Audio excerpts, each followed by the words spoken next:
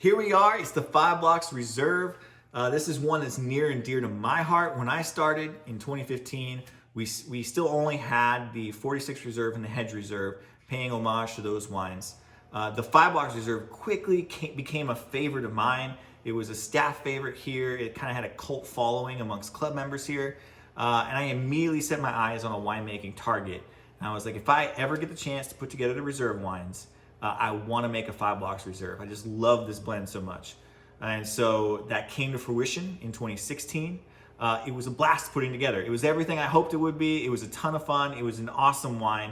And we've continued to build on that in 17. And we got to 18.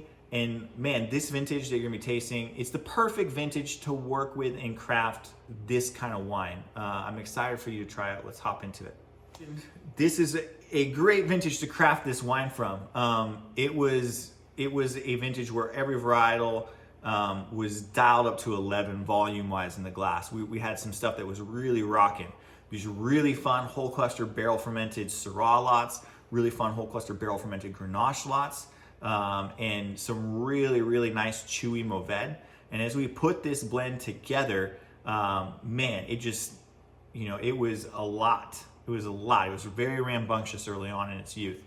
So it benefited big time from being a part of the reserve program, because that additional time and some new French oak really helped to mellow out the tannin profile. And what you'll have here and what you'll taste through today is really kind of like that awesomely reined in big year reserve. All right, the blend. What is it? How did we get there? Let's start with what it is. 78% Syrah, 15% Mourvèdre, 7% Grenache. Somebody check the numbers for me. That should be 100%. How we got there. I had a concept. I love the 5 Blocks. I loved the 3-4.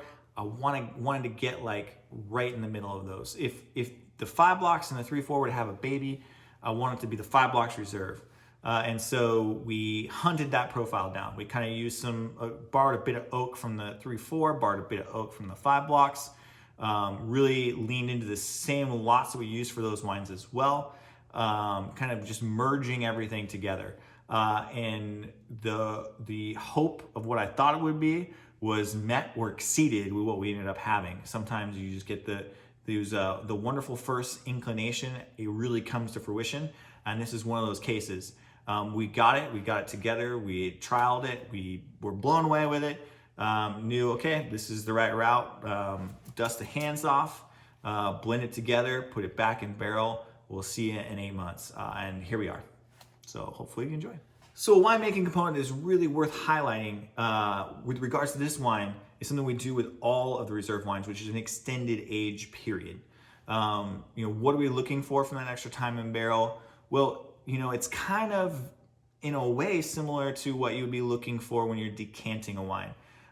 Very different proportionally. We have a very large barrel that holds a whole heck of a lot of wine, and we're introducing a very little bit of air at a time.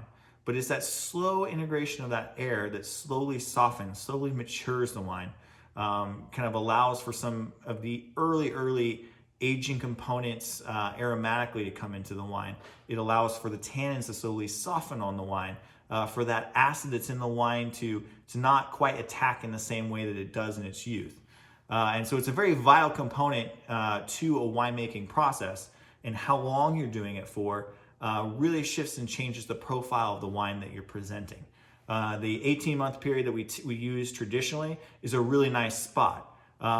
It's great to kind of take some of these really robust lots, like the 5 Blocks from this vintage that we crafted, and give it that extra time, because it really rounds things off nicely. At 18 months, this reserve blend was still very rambunctious, still very big, lots of tannins, very chewy, and it softens nicely, and the tannins get really velvety, and you kind of see that across the board on the reserve wines. They have a beautiful approachability early on, despite being bigger wines.